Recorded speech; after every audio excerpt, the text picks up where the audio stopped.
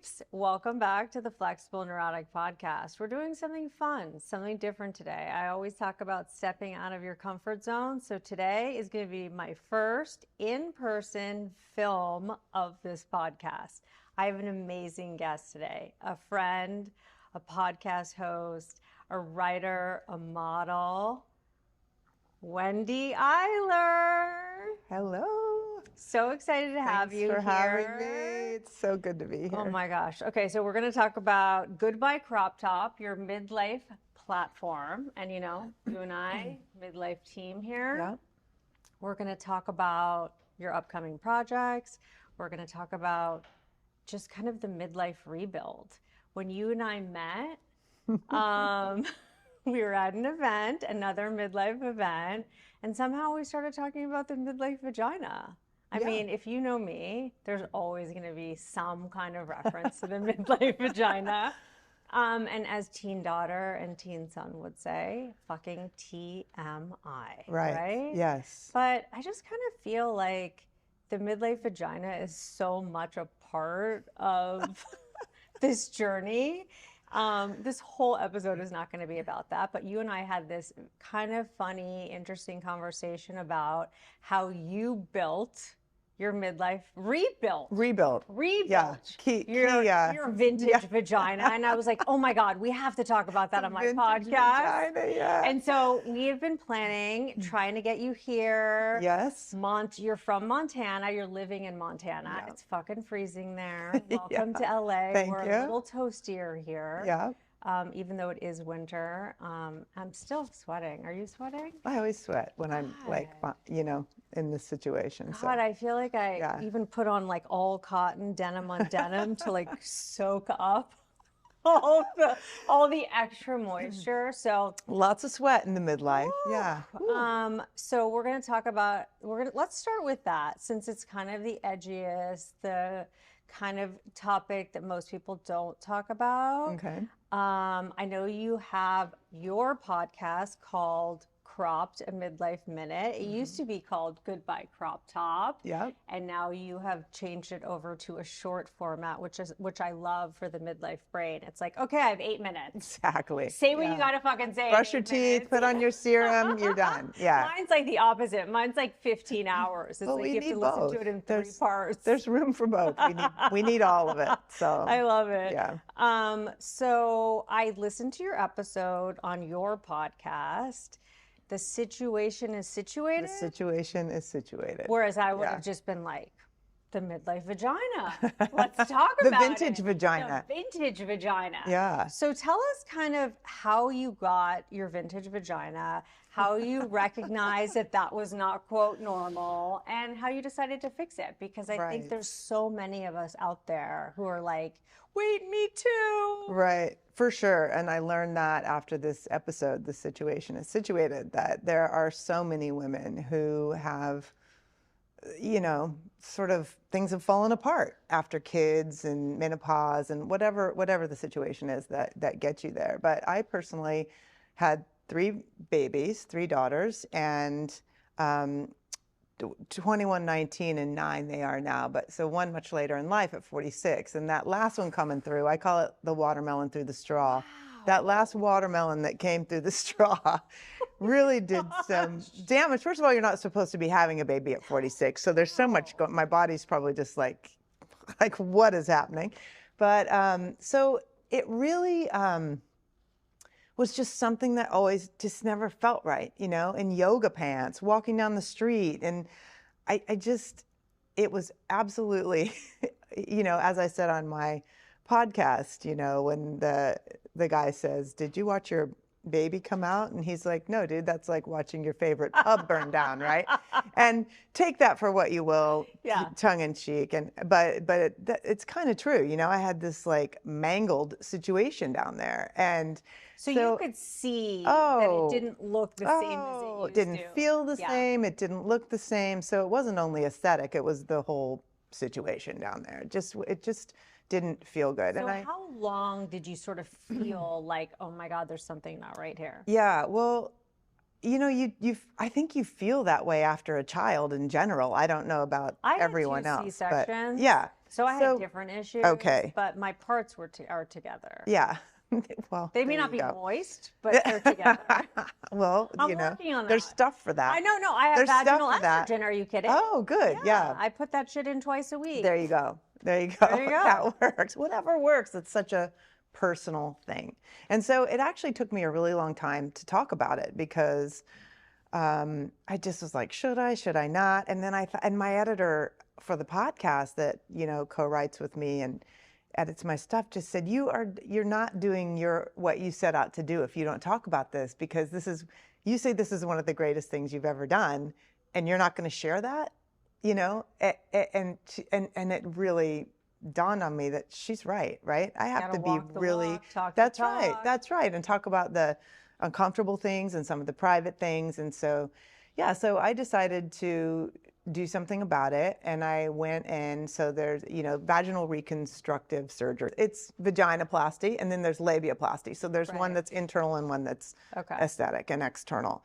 And I went in for the first one, and for some reason in my mind, and probably me not listening, and I'm a pretty diligent person, especially when it comes to medical things, but I was just so excited to get this done. And I came out of the surgery and I'm like, oh my God. And I looked in the yoga. Oh, I mean, I got like, I'm going to wear the tightest little, like, whatever. And I look in the mirror and I'm like, whoa, wait a minute. Like, it looks the same, you know? It looks the same. And I'm going, what happened? So I called the doctor and she said, Wendy, we thoroughly explained this to you, that this is 2 surgeries. You know, you do this one first. You can do them all at once, but it's a lot on your body. And so, and then, so I was like, you know, okay, well, so that was fixed. And then 6 years later, I went back for the other portion. 6 years? Where there were just fits and starts and canceled appointments. And I moved to Montana and my doctor's in Seattle. And anyway, so finally, I went back and had the next part done. And then, and it is just one of the, you know, because I want to be clear, like everyone says to me, oh, aging gracefully and naturally and whatever and all that. Like, that doesn't mean I don't believe in taking measures to make yourself feel better or look better, whether it's that or whether it's Botox here because you have those really deep creases between your face. I support anything that makes a woman genuinely have a spring in her step and feel better. And this definitely put a spring back in my step and made me feel better. It just made me feel, you know, more put together. You said that, because I think part of my platform too is doing you, whatever that is. It's like, I wear makeup, I do Botox, I do all those things. You know, when I get gray hair, that's the one thing I don't have. My mom still doesn't have gray hair at 70. Oh, really? Crazy. Yeah. It's weird. I think it's like a genetic thing. Yeah. But I just feel like, as long as you're doing you and you're not judging other people for what they're doing, aging gracefully is just being happy in your own skin. That's right. And whatever it takes for you to get there and feel that way, and letting everyone else do their own fucking thing. That's it. It's a feeling, it's an attitude, it's the way you treat people, it's the way you live. It doesn't, if you get Botox, it doesn't mean you're not aging gracefully to me. Maybe you can help me with this. I'm trying to think of a phrase that's better. I did an interview yesterday and I keep saying, like, I don't care what you do. I don't pay attention, I don't care. But that sounds so awful. It's not that I don't care, but it's just like, I just think of it as doing you. Let people be. Choose you, do you, whatever that is, and don't judge other people for what they're doing. Like, don't be the carpool mom who's like, shit, she's wearing makeup in carpool. It's like, hey, if I want to wear makeup in carpool and I woke up 10 minutes earlier, why do you give a shit? Yeah, and I think that the second you start judging and comparing, and those two go together hand in hand to me, but why are you doing that? That's what you really need to be questioning. High school's over. Why do I care? Go through all that bullshit? Why do I care? I really put my head down and stay in my own space. And I'm sort of going off the vagina now, but I think this is important. To all areas of midlife. I think you know, and people have asked me, and I've said this before, but like, who are your competitors and who are I don't know. I don't look around. Like, I look at someone like you, Sarah, and I go,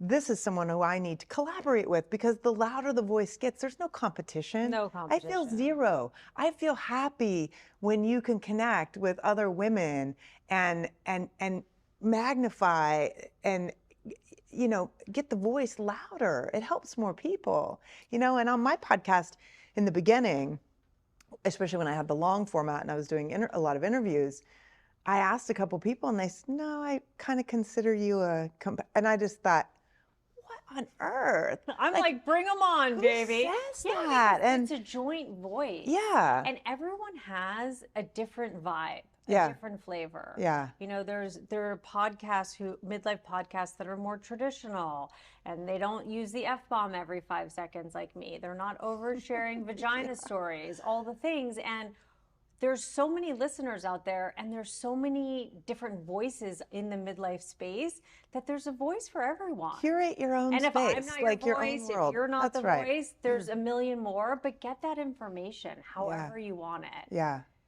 that's right. That's right. And I think, you know, we're just too old to compare and judge anymore. We just are.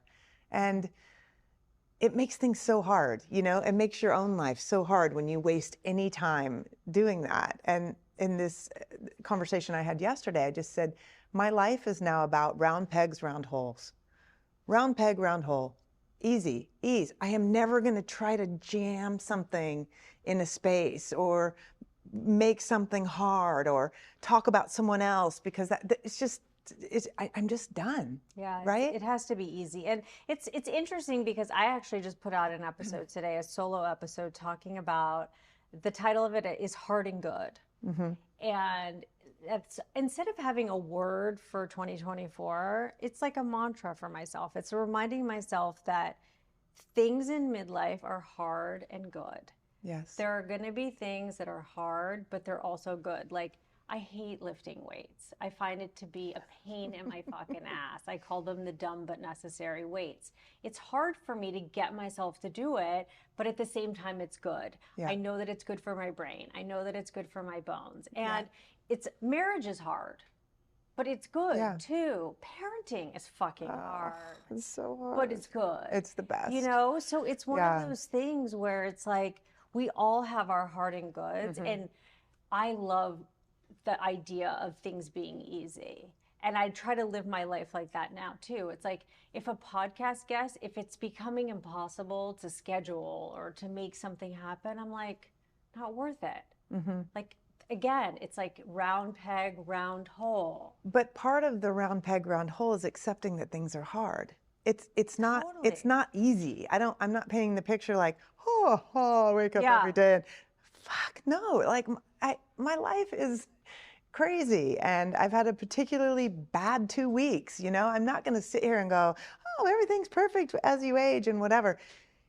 The round peg, round hole is being comfortable with loss. Like, I think the most important thing we can do as we age is understand how to embrace loss of collagen, loss of hair, loss of ass height, loss of people, you know, loss of relevance, loss of things, loss of relationships, loss of your kids when they go off to college or whatever it is. Like, you have to find a way to adapt and adopt new mechanisms. Or you throw in the towel. But so when I say round peg, round hole, I want to be really clear that it's hard and good. And when you accept that, and when you accept loss, your gain is tremendous. Yeah. It's just the work that's involved. And that's the thing. It's like, when people are like, what are your intentions for 2024? I'm like, my intentions, like, to get through the fucking day. Yeah, exactly. You know, to not every day is this happy, glossy, fluffy day. Sometimes you wake up and you're like, I feel like ass. Like, I don't feel like working out. I'm super cranky. Like, last night, my dog licked his paws all fucking night. And I kept hitting my husband, like, can you deal with this? And he's like trying, he puts a cone on him. The dog's panting. shit happens. Shit happens. You know, and Yeah. especially like in this perimenopause, menopause time, so much of it is out of our control, like Yeah. the hormones, the psychology You're out of your of skin. it. You're out of your Out brain. of your Yeah. skin. But then at the same time, there's so many fabulosities too. And that's kind of what I talk about in my stuff is embracing the Uggs and the fabulosities of midlife, because this is that time for hard and good, like personal growth. You don't get growth without something being a pain in the ass most of the time. If it's easy, it's not worth doing. That's right. You know? That's right. That's always the case. You know? Always. I mean, occasionally you get a little gift here and there, but yeah, I mean, you have to put in the work. And that's why, you know, some people are to me like, oh, must be easy for you and must be. No, I get my ass up and I work hard on every aspect of my life. You know, it's not easy. It's not easy. And that's why I don't get on my Instagram and go, look at me on my thing with my stuff and my, because that is not my life, you know? If you saw me day to day, yeah, you may not have invited me to come on this visual podcast. Always, you're always invited. But no, I feel the same way, and I think that's why I think that with my platform, I've sort of gone into the relatability factor. It's like, yeah, I put on makeup. I try to pull my shit together 90% of the time. But then there's days where I'm like, I was in fucking pajamas all day today. I did not work out. I ate carbs the whole day. I did not hit protein goals and all this. I can't be bothered. Like, how did we ever survive? How did people survive? How did George Burns survive? Like, I bet he didn't hit his protein goals. You may not even know who he is, but yeah. But like, seriously, how did people ever fucking survive without their 9 million ounce Stanley Cup walking around? You know, like, God, back to basics, people. Like, back to basics. It's hard, and simple. I don't have, like, people will say, well, like, how do you stay looking so young? And how do you, I'm like, there's no fucking secrets. It's like, I work out when I can. I don't work out all the time. I drink as much water as I can tolerate, but I'm not going to like die over it. And I think for me, another mantra in my midlife journey has been, what's my good enough? What areas have I hit? You know what? This is good enough. Yeah. For you, stop looking out. Yeah. Stop comparing yourself I walked to on like a treadmill for 30 minutes. I didn't really break a sweat, but I got some steps in. I actually moved my body today. And I think kind of figuring out what your good enough is and what things you really want to excel in and test yourself and challenge yourself and push yourself outside of the box. But then other things you're like, okay, I'm good. That's all. Stop comparing. Just look in. What feels good to you? And I wanted to touch on something you were talking about earlier, you know, about like happiness and this waking up every day and whatever. And I don't even say that anymore. Like, happy is fleeting, elusive, quite frankly. Here and gone. Happy moments, happy, right? Inspiration comes and goes. Motivation comes and goes. But what you can have every day, I really believe that is attainable, is peace. And somehow find peace. That is your thread. That is what you hold on to. When things get crazy, when things get messy, take a breath, go do a meditation. And, you know, and I'm so over the self-care and meditation and all this shit that's commodified now. And everything is just being thrown at us. And I think it's paralyzing. I think it's paralyzing the options that we have now. You've got to tune that out. Look inside, you know, like I said in this one of my podcast episodes, which was called Fast Fashion for Your Face. I'm tired of it. I'm tired of the commodification of everything. I'm tired of everyone preying on you, trying to make you feel more tired than you even are, or more sick. Like, just stop, take a minute, look in, get personal, you know. And do you need 64 multivitamins and 25 supplements? And no, again, how did people survive? They did, right? Like, go to your doctor, get your blood work done. Where are you deficient? Amp up, right? There, like, so it's just overwhelming to me. And I'm going off on a tangent now because I'm pretty fired up about this. But I think it's all tied into peace. It's all tied into living your own authentic life.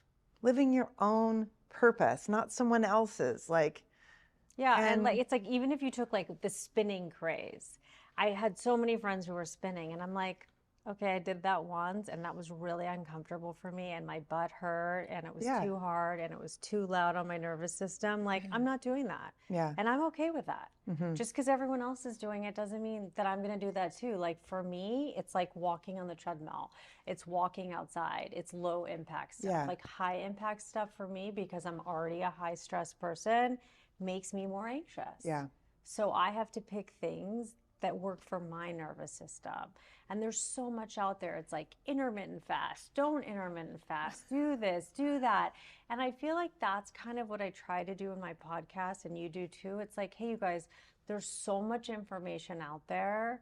Try a few things, see what works, stick with that, and just be okay. Like you said, yes, be at ease, be peaceful, because yes, there's always going to be something better. There's always going to be something newer, always going to be something different. And it's like, it never ends. yeah. It never It ends. And never in the ends. midst of all this stuff being thrown at you and jammed down your throat, always go back to less is more. But I Less is do more. like the Fewer, idea better. of taking action too. Because Yeah. like you're like, oh, okay, my vagina's hanging out. I have all this extra skin and stuff, and it Yeah. doesn't look right, and it doesn't feel right, and I'm sure it didn't feel great. No. Like, and you just said, okay, I'm done with this, and I'm going to fix it. Yeah.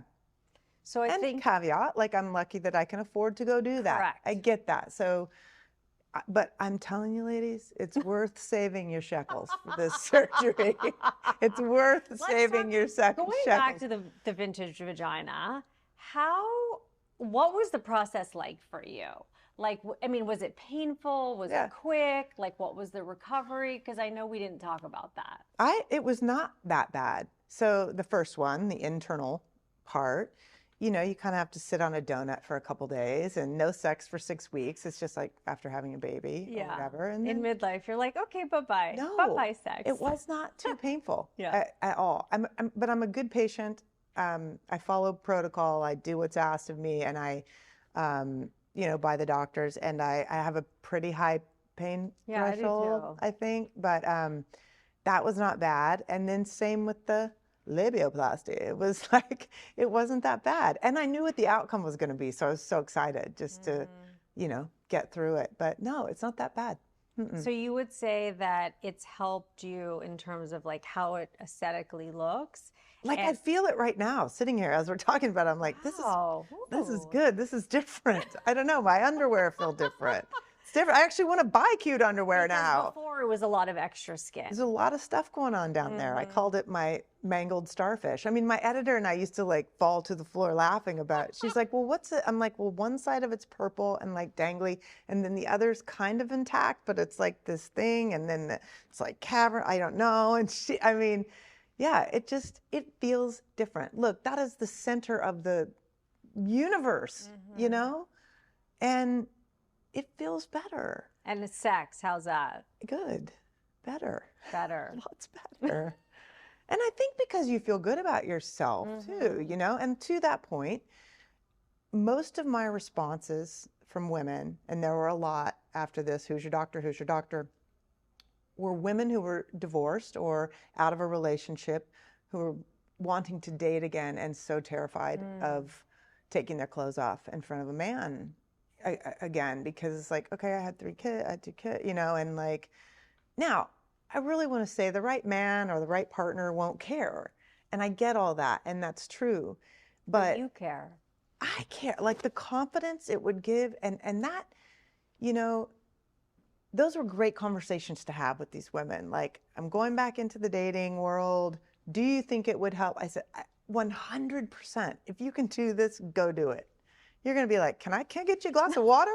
I mean, like, can I spring across the room and do it? Yeah, it's good. So, and I know my editor was right. I would have been remiss if I didn't talk about this, because I know it's already helped at least a handful of women. What was your hesitation in not wanting to talk about it? Like, it was just, you felt like it was kind of private? Yeah. And oddly, even though I put myself out there, I'm pretty private in a lot of ways. So, Speaking of but I'm privacy, getting better. Speaking of privacy, obviously social media has kind of taken over the world in so many ways. How do you feel about social media, and how do you use it, and how do you integrate it into your life and make it feel good? Yeah, I love this question because having three daughters, 21, Yeah. 19, and now 9 up and coming, wanting a phone every 10 minutes, and I'm like, you're not getting one. So it's been interesting monitoring that. And when I first started this, which is going on 7 years ago, my friend said, well, you have to have Instagram. And I was like, I'm never going to have Instagram. She goes, well, what, like, you think people are just going to wake up and know you're writing about midlife? Like, you've got to have Instagram. And that's ended up being a great tool for me, and I'm grateful for that. But for me personally, I'm extremely thoughtful about how I use it. And I have learned so much about it since I started this, about what works and what resonates and what, I could throw up I'm pretty visceral on there. I go by like, oh, today I feel like doing this. So I put it up, or Yeah, me this, too. this word. People I are love like, that. do you have a social media plan? I'm like, no. Same. And I've tried and I'm like, I fail. No. Can you put this on and do it? No, it pains me. I mean, so I'm really, and I've learned that those very visceral moments when I feel like this resonated with me, I'm going to throw this up and see it's like boom, boom, boom, boom, boom, and starts conversation. And so I've learned to follow my gut with it. I think that's the most important thing, and not be contrived. I'm so tired of, I'm very disturbed by content on social media now, of people, and to each their own. And I sound like I'm judging now, but like, to me, it is not motivating for a woman in the Midwest who's trying to get her shit together, or wherever else she is, and trying to get her life back, to see someone jumping off a mega yacht after they've had a really expensive bottle of champagne with their 90 million rich. Like, that to me is more toxic than anything for a woman who doesn't live that life, but has every capability and every capacity of looking in and finding her passion that she maybe had once in her life, or something else. I'm not making very good sense here, but No, like, you are. It makes sense. It's the haves and the have-nots. it's like lives on show to me. That doesn't work for me anymore, and I don't want to be that. So I want to offer something that inspires you, whether it's words or a photo or whatever. And that's how I want to use social media. I've said no to 90% of all brand deals that have ever come my way because it doesn't feel good. I was just offered a gazillion dollars to, and all the time they come in, boom, boom, boom, boom, can you, and my engagement's really high. I'm 100% women, 35 to 60. I have the deep pockets. I've got, so it's pretty desirable for brands. And I'm not meaning to toot my own horn here, but for example, I was just offered a deal from a hair removal device. I don't have hair. I'm not a hairy person, right? I just have like 3 hairs under I barely even have to shave. So, and we must have some of the same genetics. Yeah, the no gray. I know. I'm like, I have like almost no body hair. Yeah, and I'm like, and they wanted me to get in my feed and put a post up of how I remove my hair. I'm like, I don't have hair, and it was like 12 grand for a post. And I get that all the time. And I'm going, but I don't have hair. So I can't in good conscience, like, well, am I going to draw hair on me with a Sharpie and like try to do it? I mean, there are ways to do it. And then like, I've been offered a lot of like boxed hair color. Can you just pretend like you have grays and then like do it? And I'm like, no, I'm not going to do it. And so, and beyond that, there's other good stuff and whatever. And I'm not saying I wouldn't do a very strategic, thoughtful brand deal. I would, but it would, I'm never going to sell out to that. I'm tired of that. That is disturbing to me when one week someone's holding up a cream that's the best in the world, and then the next week they're holding up, no, this is the best in the world. No, this is the best. How is that believable? Yeah, I know. I'm in the same situation. People are like, well, why aren't you accepting like this, and this? I'm like, because then I have to talk about it, and I don't use that product. Yeah. Like, that doesn't feel good for me. Right. And so I'm very selective, and I understand it because so much of my platform is like authenticity. Like, Yes. this is the real Sarah. This is really what's happening in my fucking house, and this is what's going on. And if I don't stick with that, it doesn't feel good for me. Yeah. And I feel like one of the, I don't know if it's, I guess one of the privileges of midlife, I feel like, is we've earned this right to do whatever the fuck we want and just be authentic to ourselves. And I think for me, the authenticity factor is the most important. Yeah. It's like, who are you? Yeah. And I think no that bullshit. and I think that that's why people, look at my Instagram or listen to my podcast. Like, I might not be for everyone, but You're for me. I love you. I And that's love why you I'm too. sitting here. I mean, like, there's just such. It's like, I'm going to tell you like Yeah. the good stuff. I'm going to tell you the shitty stuff. Yeah. And I'm going to be honest. Like, okay, like today was a good day. I like worked out. I took my vitamin D. I did all of my bullshit. And like tomorrow, Might eat carbs again all might day. eat I carbs don't and know. be in my I might have that pajamas. third glass of wine, which sends me into a carb-loaded day. I don't know what's going to happen. Yeah. But I think not only, to your point, like, we've earned the right, but I think most importantly, Sarah, we've gained the confidence to not care. Yeah. I don't care. I care a lot, but I don't care if I'm not for you. You don't care if you're not. I am no bullshit. Moving forward. Here's who I am. Here's who you are. Has that changed your friendships in midlife? Like, have you become more selective with? Definitely. I am extremely selective about who I hang around. And I talk about this a lot, but the company you keep is everything. It is everything. Who are you sitting across from? How does that person make you feel? What are they bringing to the conversation? What are you bringing to the friendship? Reciprocity does have to be there.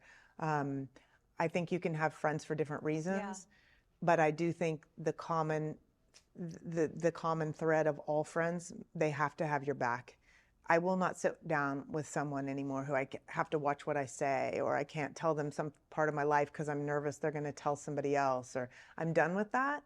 I trust my friends. I trust the people who are in my life, and I love them, and I take my friendships very seriously, and I'm extremely loyal, and I've never told a secret. I've never, and I've taught my daughters that the way to keep friends is to keep the confidence, and don't ever have pleasure in talking bad about someone or gossiping, or I'm like, yeah, so the company you keep is everything. And as Will Smith said, like them or not, but are the people in your life putting logs on your fire, or are they pissing on it? Like, bye. Yeah.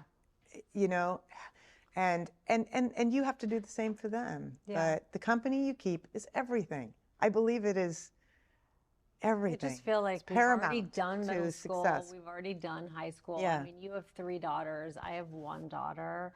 The girl vibe is just so different from the boy vibe. It's like the boy vibe, like with my son, it's like, yeah, you can come sit with us. Like different kids showing up at the house. It's like anything goes. Girls, it's just so much more divided. And I don't know what that is. But my hope is that most women, by the time they get to our age or to midlife, they feel comfortable. They feel like they could sit down at any table or sit down at a table alone and be good with that. Because guess what? I am. Like my daughter said, "Oh, are you going to this event? Are you going to go with someone?" I'm like, "No, I'm going by myself." Yeah. And I said, I'm actually like you, like to my daughter, I'm like you, Maren, like I can show up somewhere by myself and be very comfortable with that. Me too. But not everyone can say that, and I feel like that has been one of my like midlife sort of privileges to myself is like, I'm okay with whatever comes. Yeah. Me too. I've always been comfortable, I think, going in a room alone. I've traveled a lot in my past career, and always comfortable going to a restaurant by myself. sitting by myself eating. However, one time I was in London and I sat at a bar and had dinner and I was being approached by all these different men. I was like, wow, I must look good tonight, right? Can I buy you a drink? Do you want to come to dinner with me? Do you want to go out later? I'm like, whoa, right? So I'm like thinking, that's all right. No, I'm married, but thank you. Yeah, exactly. And then I get on the train the next day to go to this conference I had to go to outside of London. And I was telling this group of people, well, last night I was kind of like the belle of the ball at the bar. And they're like, well, Wendy, that's where all the prostitutes hang out. Oh my God. I'm like, I could have made a lot of money last night. Oh my God, yeah, Wendy. but anyway, just a side note, funny story. But yeah, I've always been comfortable with that. And I think I'm good at self-advocating in a lot of ways, but I'm bad at self-promotion, and I want to talk about that too. But I think that because I put up a picture of myself because I'd been sent something or whatever, and sometimes I do trade like a blazer, like whatever, and but then I'm like, oh, okay, I'm gonna put it up, and like I need to get better about that. But I love what Adam Grant said. I just caught this snippet of him, and he said, there's a very big difference. Now I'm going on another tangent, but there's a very big difference between self-promotion and promoting ideas. Yeah, I saw that. And I love that. And that just like, that resonated with me because even my style posts, they're just ideas. It's not me going, hey, look at me. It helps with the notion of imposter syndrome. It does. But what I was going to say is, I think because we feel this way, because we can walk in a room alone or go sit and have dinner, or we have to share that with you, with all these people, because it helps, and we can be like a beacon for a lot of women and share ways to build confidence, to, learn to kick your asshole friends to the curb or whatever it might be, because we're good at that. So I agree with you. And I also think there are times when you're doing uncomfortable things. You're saying yes to things that maybe you don't 100%, not that you philosophically disagree with, but like sometimes I'm like, oh, I don't want to go to that event, but I know that I'm going to meet someone great. Like the event that I went to and I met you. Like I met like amazing people that day. Totally. Is it far away? Is it a pain in the ass to get to? Yes, all the things. But sometimes when you take that chance and you go that extra mile and you do show up, like it's like synchronicity, sliding doors. You meet this person, then this happens and this happens. And so many of us are craving novelty and change. But that can't happen unless we're putting ourselves in those situations. That's right. And moments like that event have changed my life. They've changed the course of what I'm doing, the friendships I've made from things where I've just gone, okay, I'm just going to go and then the doors are closing, the dinner's over, and I start talking to, years and years ago, I started talking to Elise Lunan, who's become one of my close friends, right? Like, it's like, what are the odds? Like, what, it just, yes, forcing yourself through that. But I think what we have by being able to go places alone, by forcing is we're open, right? There's an openness to people who do that. We're not closed. We're open. We're open for business. We're open for new friendships. And I used to be sort of anti-new friendship because I have friends of 40 years, 30 years, right? That I like to take care of these friendships, and do I have enough energy?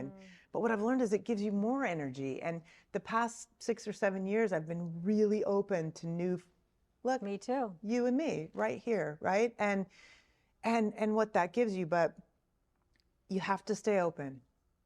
It doesn't mean you have to do everything. It doesn't mean you have to say yes to everything. We say no to 90% of things, but But it's like there are certain things where you're like, I'm going to push myself, and I'm going to fly to New York, and I'm going to go to this thing, and I'm going to whatever. And you pick and choose, and sometimes things work out great, and sometimes you're like, oh, that was kind of like, eh. And that's okay. That's okay. But we teach our kids that too. It's that's like, right. I always say to my kids, like, oh, do you want to take a painting class? Do you want to play soccer? But we don't put those same standards on ourselves of like trying the new things. Yeah. It's hard. Yeah, it is hard. And you have to be willing to take those risks. Yeah. And trying new things is important.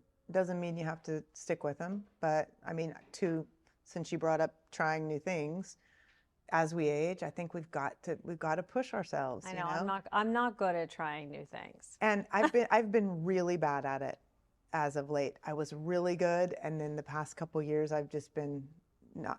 But I'm gonna start trying new things again. And someone just asked me if you could have one talent, that you don't have, and I thought I don't say I can't anymore. So I said I want to dance. I want to learn how to dance. I want to be like, Juliana Hough and Amanda I watch them dance. I'm like, and who's that guy? The Jason Williams project. I mean, I can't. And I just swoon, and I just watch these dances and think, I want to dance. But the old me would have said to this question, I can't dance. But I realized, yeah, I can. You can do whatever you want to do. I mean, you may not be really amazing within at reason. It, but you can what do are you it. saying? I've got moves. No, so I but go try new things. So I'm looking at my littlest just started dance, and I'm like, I might take a hip hop class. I might hate it. They may laugh me out of the room, but go try. Yeah. Go try things. Try new things. I don't want to forget to ask you this because I know that you and I share this, and a lot of women share this, but empty nest. This fly is eating me. Empty nest. How has that been for you? Well, I do have the 9-year-old. You have the 9-year-old, but the two older ones that have taken up most of your adult life are gone now. Hard. I hate it. And they were both just home for Christmas, and then, one's first year in college, one's going to finish college soon. And so this was the first holiday they were home at the same time, which was amazing. But I was like, oh my God, that means they're going to leave at the same time.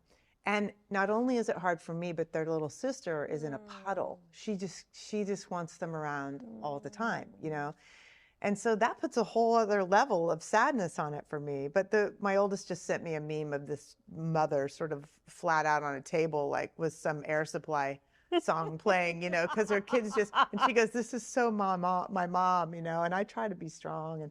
But it's really hard. It's really hard, but there just comes a time, and I'm so proud of them. And I know what amazing people they are, that I've let go of these two incredibly strong, far stronger than me, and definitely than I was at that age, and smart and capable and kind and giving and wonderful humans. So I try to just think about that. I've still got a long way to go with a 9-year-old, and I'm going to be 56 in a few weeks. That is just some crazy shit. That just exhausts and you. And 3 daughters. I know, the my friend was. I just want to crawl under a table. I have 2 girl dogs, 3. But my poor husband. I have 1 daughter, and that's enough for me. Yeah. That's a lot of estrogen. It's me, a lot. her together. Woo! And I have a good one. Yeah. I've got good ones too, and it's been like, But my 21-year-old is really coming to how old's your daughter? My daughter's 17. My son 17. is just left for college in August. He's 19. Okay. I know. And boys and their mamas. I had all brothers. And then I had all girls. I thought for sure I was going to have all boys, but you go through some stuff with your daughters for sure. And it's hard. But my 21-year-old and my 19-year-old, but 21's different. I've seen a switch go on into adulthood, and she's just softened, and she's coming out of that, sort of the twisted tornadoes that are going on, the frontal lobes. Oh, maybe not flapping quite as much anymore. Did I look at you the wrong way this morning? Exactly. What? I just walked into the room. Last night I was chewing, and my teeth hit the fork accidentally. That was really disturbing for her. Yeah, that sent her almost over the edge. How dare you breathe? Yeah. So I was like, okay, so I'll just go eat my pasta in the other room if you want, or you can just take a chill pill and let me finish. They grow out of it, and then they're so beyond into you and committed to you, and she is now. It's just that, we're their place. They know we're never going to not love them. Oh They my know we're never God. going to not leave them, so they can come home and be whoever Oh they my want. God, my daughter Take it out handed on me you. my ass last night, like chewing on the fork. And then 2 seconds later, she walks in my room and she's like asking me, oh, tomorrow can you do this, this, and this? I'm like, you just handed me my ass Exactly. 2 seconds ago. Or I love it that after they hand you your ass and then they come in, Mommy? Yeah. I'm like, why, what? What do you want? How much do you Yeah, need? she's like, you know those eye drops that I've needed for my dry eyes? Like they're sold out everywhere. Can you find them tomorrow? I'm like, yeah. Yeah. If you're nice. Let me give you another. Like try to like turn on the charm, fake it to make it if you Yeah. have to. Yeah. Okay, marriage in empty nest. How's that? That's also been an adjustment. I know. But we have the 9-year-old again. So I don't know if I'm the best example. I definitely feel the empty nest deeply with the second one gone. But we've still got the 9-year-old. We've got dance and lacrosse. And, we're still doing all that. So kind of keeps us busy. I think, well, by the time she leaves, we're both going to be on crab walkers. Like, Don't worry, I'll come visit you. I don't know. Exactly. I'm going to be at her high school graduation. Like, oh, there's my mom. Great. So, but it's fine. Everything's adjustment. Like I said earlier today, you got to be comfortable with loss or you're not going to be comfortable and successful. Or just change. Well, change and loss. Yeah. Or you're never going to be comfortable aging. You're never going to be comfortable. One of my biggest takeaways in midlife thus far, which I try to convey to as many women as I can because I feel like it took me too long to learn it, is realizing that no one is coming to save you. That's right. And if you're looking for an answer on Instagram or Google or a friend or a spouse or whatever, someone's going to come to you and be like, I have this great idea to make your life better. It's never happening. No. And if you want something, you have to create it for yourself. Yes, you do. And you can take bits and pieces from other people. Oh, yeah. And build your own totally. blueprint. But if you think there's going to be an answer, and I think a lot of us think that there's going to be an answer, like an easy way to work out, an easy way to find a $600 cream that, is total snake oil and bullshit in a jar. Yeah. That's never going to make your neck tighter. Sorry. I don't know. I always say, like, I think I secretly, like, wish that my husband was going to be like, okay, so the kids are older, and I've been thinking it would be really great for you to start a podcast. No, like, he's busy with his own life, doing his own career, playing golf, and he has like 4,000 fucking hobbies. He's like the hobbyist. I'm like, you got to cut down on the hobbies. You're killing me. Exactly. You're making me look like I have like no brain capacity. I'm like, oh my God. But I think I secretly hope for him to rescue me from boredom. Yeah. And irrelevance and feeling like, what's next for me? And I think I wish I had known sooner that it was all on me. And that's not a bad thing. It's a good thing. Self-responsibility is a good thing. We teach it to our children. But I think sometimes by the time we get to midlife, we've been so focused on our kids and making their lives the best we possibly can that sometimes we've kind of like put ourselves a little bit on the back burner. And then it's sort of like, well, some people are better at it than others. But I think there's a certain point where you're just like, you know what?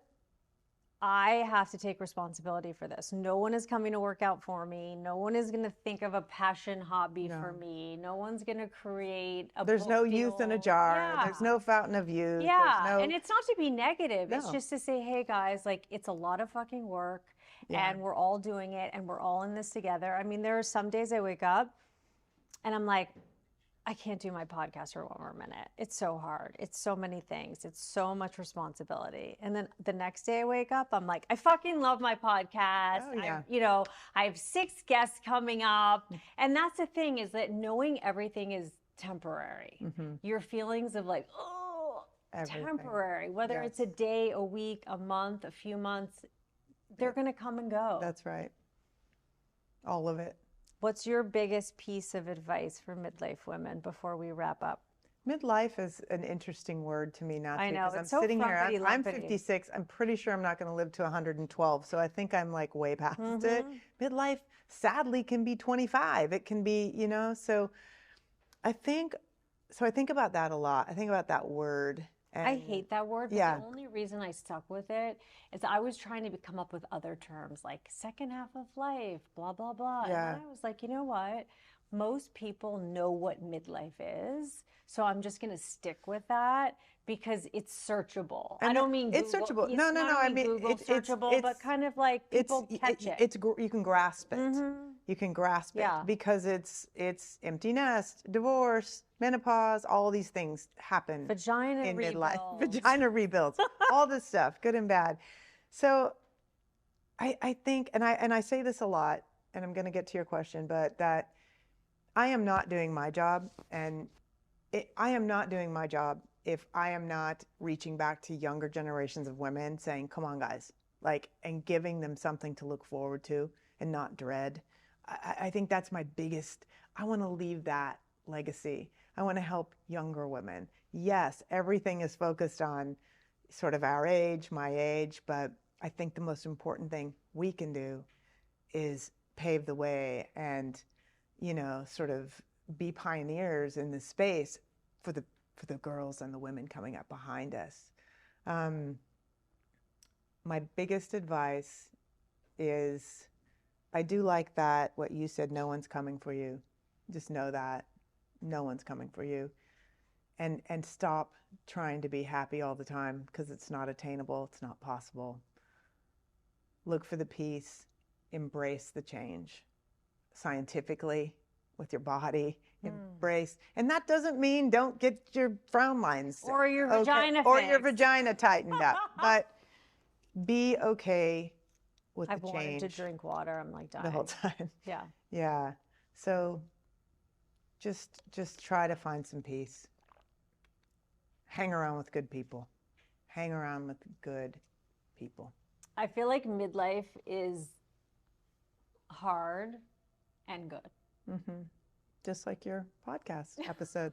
Yeah. And I feel like with people like us and all the people that we meet, and knowing that you're not alone. And I think that that's why our platforms resonate with women, because it's like, wait a second, me too. Like, I get so many comments on my Instagram that are like, oh my God, did you read my mind today? Yeah. Like, that's how I'm feeling. Exactly. That's same. exactly how Yeah. I'm feeling. And so many women write to me and they're like, thank you. Like, thank you for making me not feel like I'm the only one. Yeah. Feeling like my vagina's falling off, my husband's annoying me, my kids are driving me insane. I've had 2 hours of sleep. Yeah, I can't don't function. feel like, My eyes are burning. yeah. I can't move. Yeah. Like I have dry mouth. What's happening here? All the things. And I think our biggest goal for us in this midlife space right now is giving women that kind of relatability ticket of like, me That's too. We may not have the solutions, but just knowing that you're normal Yeah. is like half the battle, I feel like. I agree. And the last thing I'll say, because I know we need to wrap up, is I would tell younger women, women my age, anyone, that failure is your greatest tool. I'm not scared of that word. I've told my daughters never be scared. I've told my daughters never be scared of that word, but fail, learn, pivot fast, and keep moving. It's going to happen to you your whole life. And no one gives a shit except for you. And no one gives a rat's ass. No one. Yeah. If other people have time to sit around and think and talk about you, they need a job. They need something. Something needs to happen. Yeah. Self-work, whatever, because exactly. life is already hard and complicated enough to be, worrying about yourself and your own family, that to be worrying about what other people are doing, like, No comparison. No. Okay, Wendy Euler. I love you. I love you too. I'm so happy Thanks for you having came from me. Montana. I'm so happy you were our I'm first. so honored to be the first in person. Yeah, in person. And where can we find you? Well, Instagram is Goodbye Crop Top. And my podcast is called Cropped a Midlife Minute, available on all platforms. So good. You guys, Wendy Euler. Thanks for having me. Goodbye Crop Top.